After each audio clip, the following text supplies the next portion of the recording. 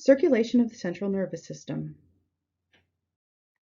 Just a quick preface, I'm going to talk about the circle of Willis and the dural venous sinuses, and I will talk about what blood vessels feed into and out of these structures by name.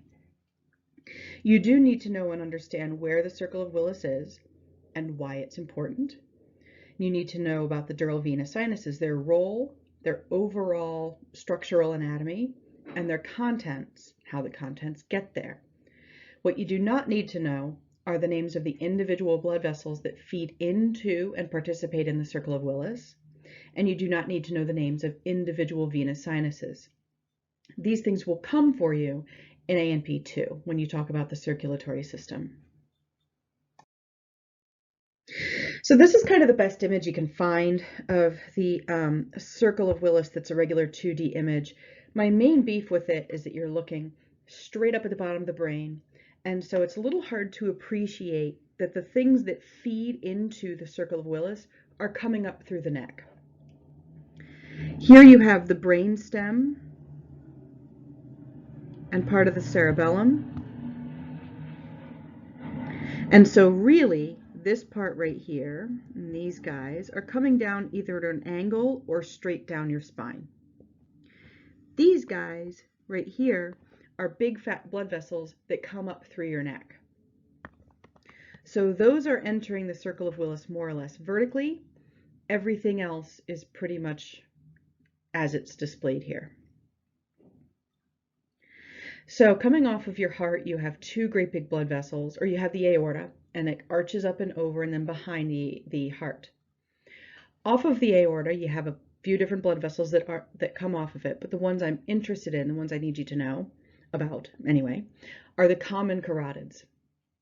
Those divide, so you have your heart, and then you have a big fat aorta, and then you have a bunch of blood vessels, but the common carotid is the one I need you to know about. That branches off into an external and an internal carotid. The external feeds or supplies the face. The internal dives in under your skull and goes to the brain. From a different blood vessel that comes off of the aorta, let's get this drawing going. There we go. Oops. You have the subclavian artery, which ultimately gives you blood vessels down your arm. From it, you've got some blood vessels that go up the sides of your vertebrae, like through, do you remember how the cervical vertebrae have transverse foramina? Instead of having proper transverse processes, there's a little hole there, so it almost makes more of an arch. The vertebral arteries go up through those and up towards your brain. Those are right here, your vertebral arteries. See how they're on the front of the spinal cord? And these are your internal carotids. These are coming into the circle of Willis from your neck. Your vertebral arteries merge together and form the basilar artery. From there, you have a series of blood vessels that come straight off the circle and blood vessels that merge to make a circle, and blood vessels that come off of the circle to go towards different parts of the brain. Arteries bring blood away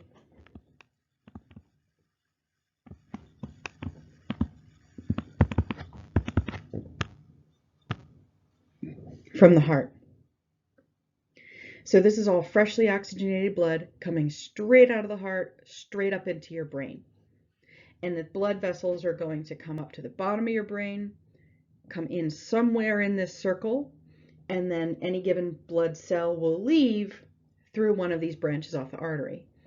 You think of it kind of like a traffic circle, right? You drive into it, you participate in the circle somewhere, and then maybe you get off up here. Or maybe you go over here, or maybe you keep going and then go off to the side. The internal carotids that I pointed out a moment ago and the basilar artery, which comes from your vertebral arteries, feed into this circle. So all the blood that your brain gets comes from your two internal carotids, which are huge, and the basilar artery slash ultimately the vertebral arteries, which are also quite big. The reason that these all interconnect and form a circle is so that your vasculature is redundant. There is a lot of what's called collateral circulation, meaning if you get a blood clot one place, the whole front of your brain, so you have blood coming up through here and then over, the whole front of your brain isn't just going to die. It also has blood coming to it from over here. So any given part of your brain is getting blood from at least two different places. If one blood vessel gets cut off, that part of the brain will probably still be able to get blood. This redundancy is essential to the continuing survival of your brain, despite some other physiological hiccups.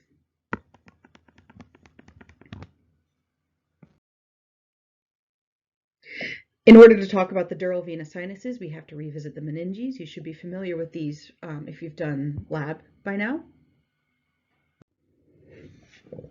So if you recall, here's your skull, right? Your brain case. Underneath that, you have your dura mater, which is made up of two different layers. You have a fibrous dura mater, which directly adheres to the underside of the skull, and it basically also serves as the periosteum of the deep skull, so you'll see it sometimes called periosteal dura, and a smoother, more cellular meningeal layer deep to that.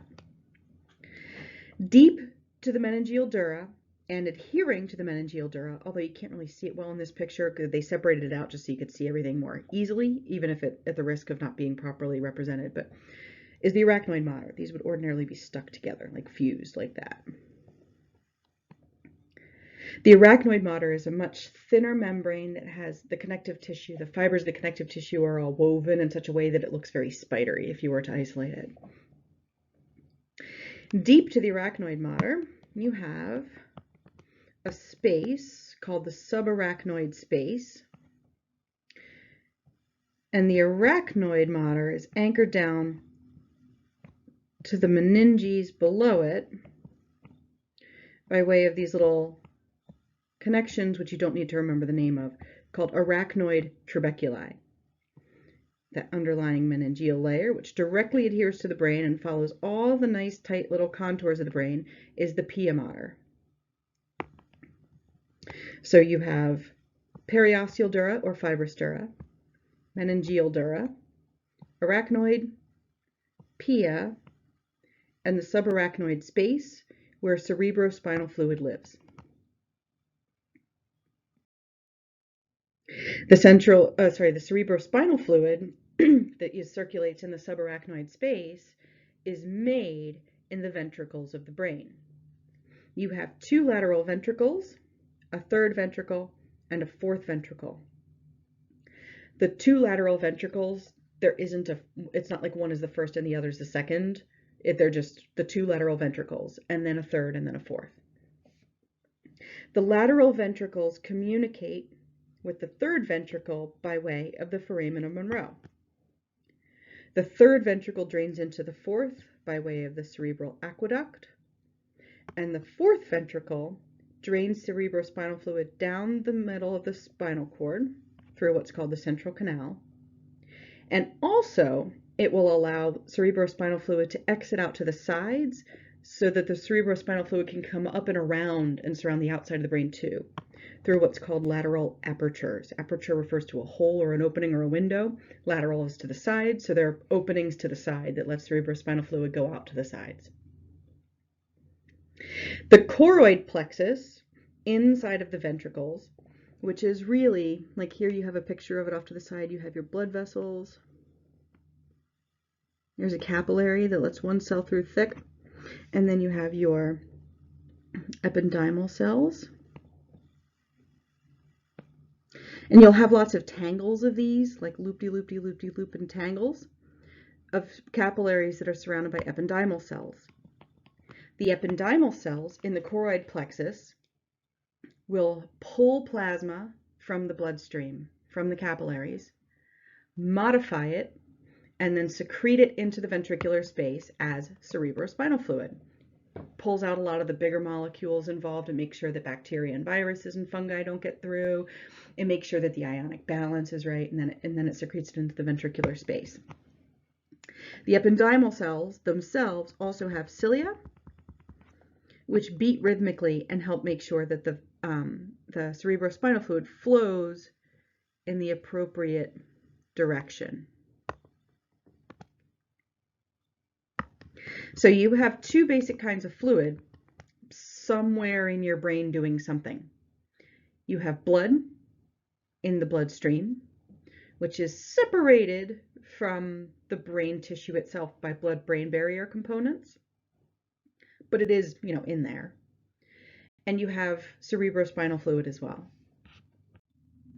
Every now and again, when you have a big dip in your brain, like the longitudinal fissure down the middle, for example, that separates the two hemispheres of the brain, your periosteal dura, that layer of the dura, will remain stuck to the inside of the skull. The meningeal layer, however, will dive down into that deep crevasse.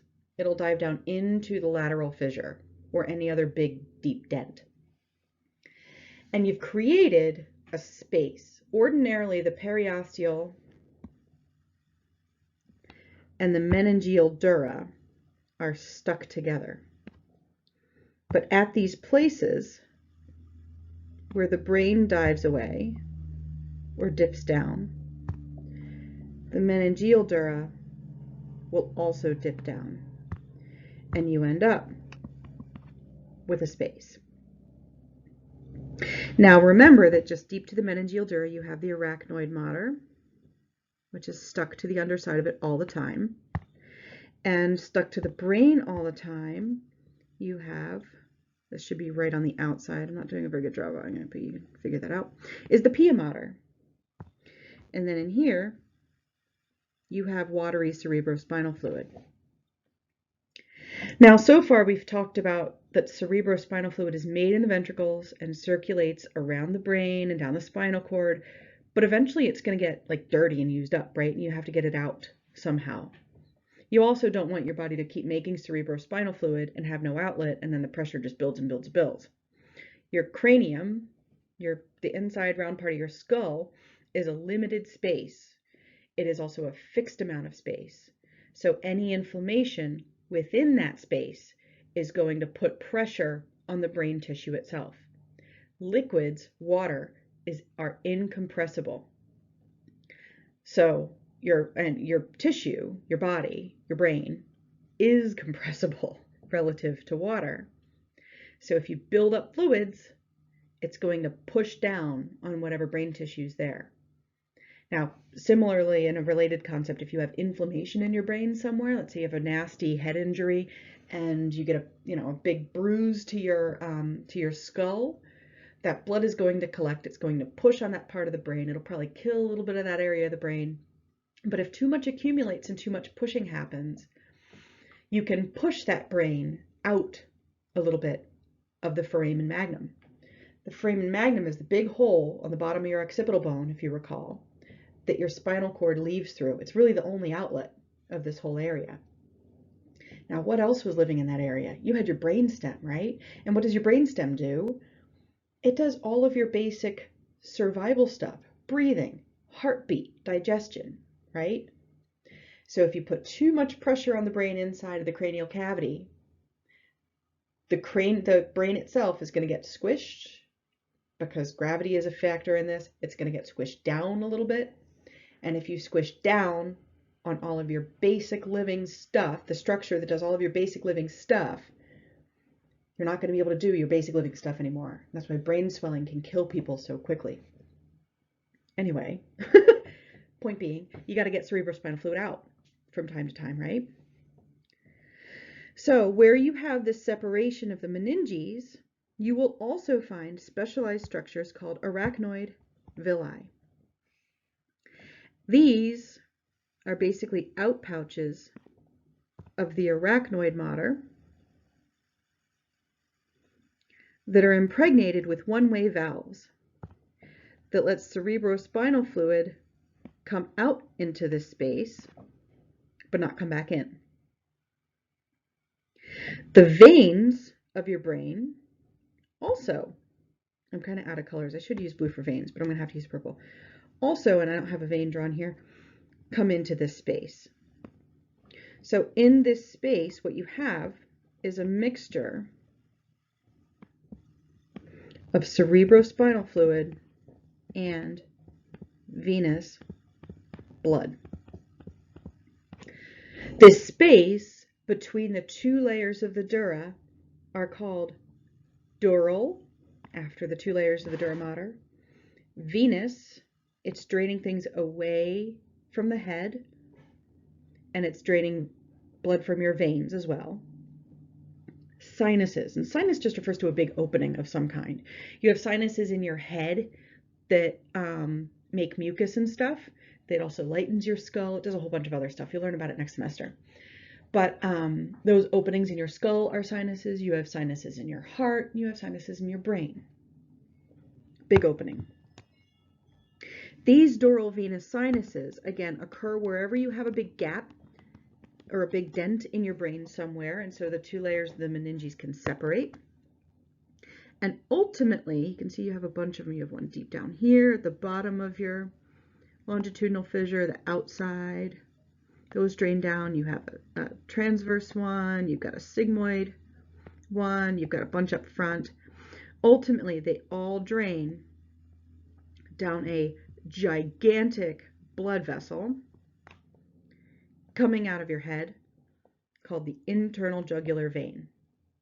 This, remember, is an outbound blood vessel from your head and ultimately will return blood back to your heart. The path between the internal jugular vein and your heart is really quite short. It intersects with the very, very base of the subclavian vein, and then that drains really quickly into the superior vena cava, which is right into the heart. It's like it merges right where another thing merges, right where another thing goes into the heart. So it's practically a straight shot into the heart. And you can drain and recirculate and reoxygenate this fluid quite quickly.